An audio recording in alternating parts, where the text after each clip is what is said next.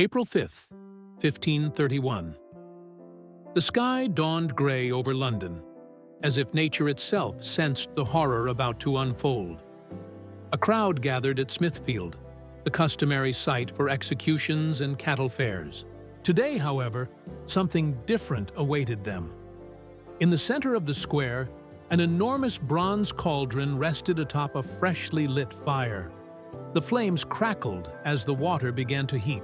A murmur rippled through the crowd when guards brought forth a bound man.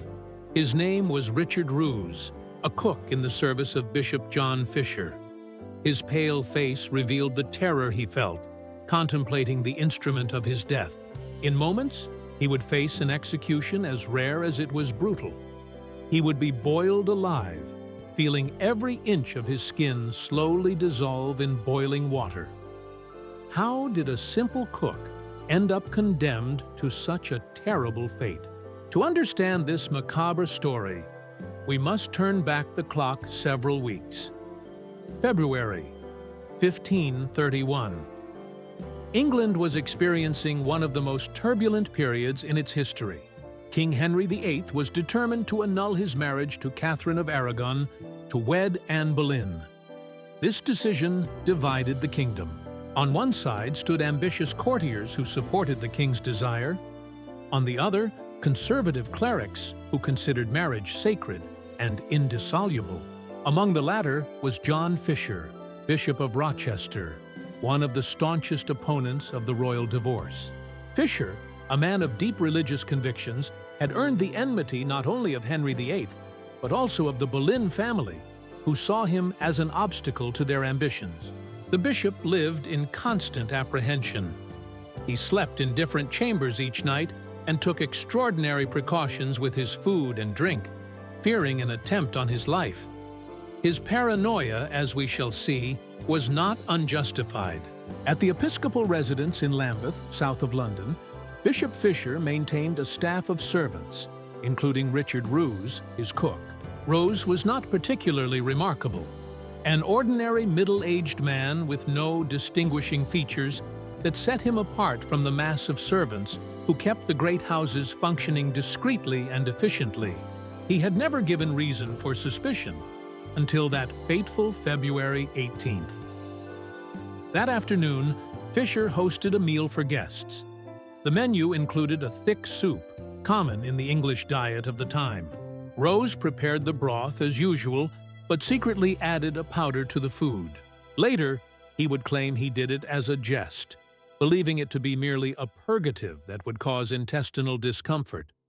A cruel prank, but not lethal, according to his version of events. The bishop, however, ate little of the soup, not from suspicion but perhaps from lack of appetite. Other guests consumed larger portions. At the end of the meal, the leftover food was distributed as was customary to beggars who had come seeking alms. Among them were Bennet Kerwin and Alice Triot, two humble people who could scarcely believe their luck at receiving hot food from a bishop's kitchen. Hours later, the horror began. Excruciating abdominal pains struck all who had consumed the soup. Vomiting, cold sweats, convulsions. Fisher survived, having ingested little of the poison. Others fell gravely ill. Bennet and Alice, however, who had eagerly devoured their portions, were not so fortunate. Their bodies were found the next day, contorted in agony. News of the poisoning spread rapidly. Henry VIII himself, upon learning of the incident, was furious. Although Fisher was his political adversary, an attack of such nature threatened the very institution of monarchy. If bishops could be poisoned, who would guarantee the safety of the king himself? The monarch ordered an immediate investigation. Richard Roos was quickly captured while attempting to flee London. Taken to the Tower of London, he was subjected to the rack, a method of torture in which the prisoner was tied to an X-shaped structure, his limbs stretched almost to breaking point.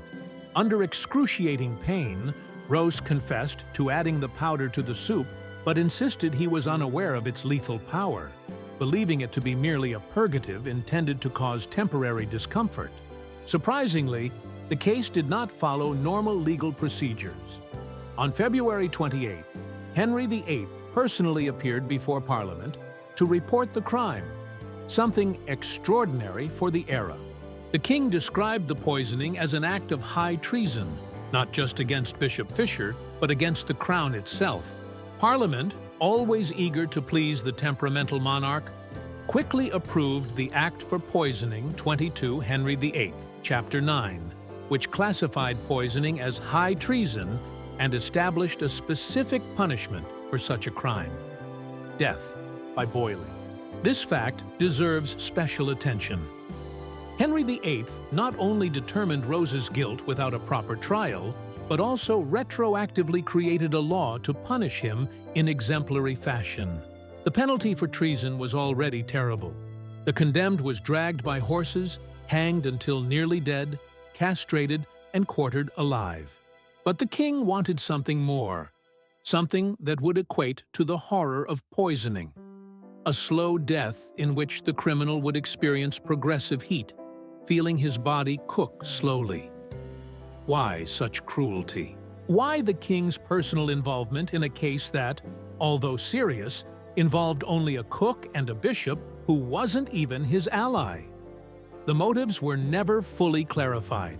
Some historians suggest that Henry VIII had a genuine phobia of poisoning, considering it the most cowardly of deaths, unworthy even for his enemies. Others, more skeptical, see more complex political motivations.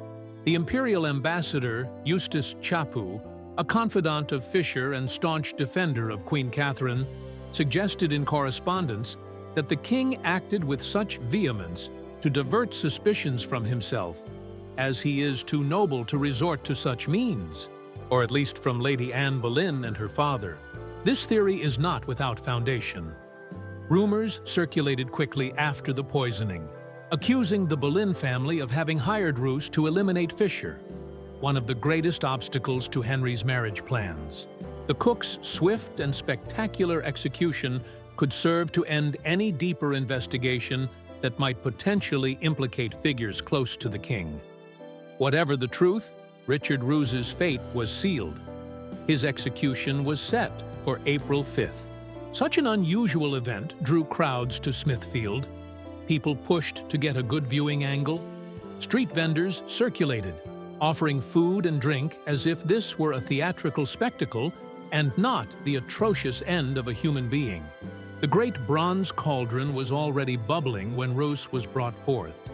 Some accounts suggest he was partially sedated with alcohol, a final act of mercy for one who would receive no other. The guards stripped him and lifted him above the cauldron.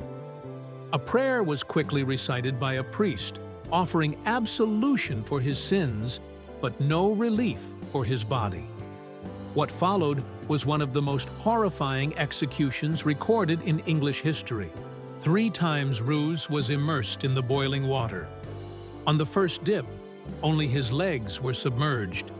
His screams echoed across the square as the skin of his lower limbs separated from the flesh. Some people in the crowd fainted. Others turned away, unable to bear the sight. On the second dip, his torso was submerged to the chest. The water, previously clear, acquired a pinkish hue as it dissolved his flesh. His screams were no longer human. They became indistinct gurgles as he struggled for air. On the third and final dip, Richard Roose was completely immersed in the boiling water. Death, though horrible, finally freed him from his torment. Roose's execution was not an isolated case. Thanks to the new law, others convicted of poisoning would face the same fate. In 1542, a woman named Margaret Davies was boiled alive at Smithfield for allegedly poisoning 3 households where she worked. This method of execution was only officially abolished during the reign of Edward VI, Henry VIII's son, as part of reforms aimed at limiting the most barbaric punishments. What makes Richard Roose's case particularly disturbing is not just the brutality of his punishment, but the political circumstances surrounding it. He was a victim of a volatile historical moment, when England stood on the threshold of monumental religious and political changes. John Fisher, the man Roos allegedly attempted to kill, would not escape his own tragic fate. 4 years after the incident, in 1535, Fisher was executed for refusing to recognize Henry VIII as supreme head of the Church of England. His head was displayed on London Bridge until it became unrecognizable, then replaced by that of Thomas More, another opponent who suffered the same fate. Anne Boleyn, whose rise to the throne was indirectly related to the Roos case, would not enjoy a happy ending either. In 1536, just 5 years after these events, she herself would be executed on charges of adultery, incest, and treason, all widely considered fabrications to allow Henry to marry his third wife, Jane Seymour. As for Henry VIII himself, he would continue his turbulent reign for another 16 years, marrying 4 more women, breaking definitively with Rome, and transforming England into a Protestant country. His paranoia and brutality would only increase with age, leaving a trail of blood that would forever mark English history. Today, the site where Richard Roos met his terrible end is a busy commercial center with no plaque or monument to remember the horrors committed there. Few Londoners passing daily through Smithfield know that beneath their feet, centuries ago, a man was slowly boiled alive in a bronze cauldron. The story of Richard Roos offers us a disturbing glimpse into the past. It reminds us of a time when justice and cruelty went hand in hand, when the powerful could literally rewrite laws to satisfy their whims, and when the value of human life was determined by the political utility of one's death. It is impossible to determine today whether Roos was truly guilty, whether he was a scapegoat to cover up a larger conspiracy, or whether he simply made a tragic mistake by adding unknown substances to his master's food. What we know with certainty is that his punishment exceeded any sense of justice, even by the brutal standards of his time.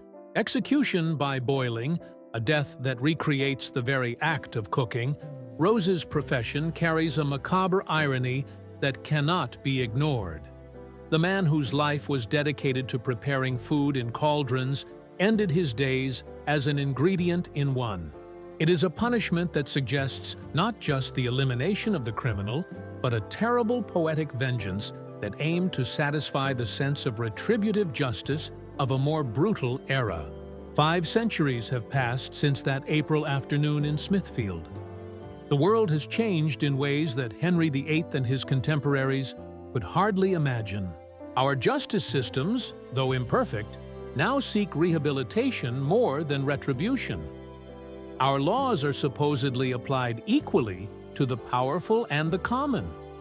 Our punishments, even for the most heinous crimes, do not include deliberate torture. Nevertheless, the story of Richard Roos, the man who was boiled alive, continues to fascinate us precisely because it shows us how thin the line is that separates civilization from barbarism, and how institutions that should protect citizens can easily become instruments of terror when manipulated by those in power.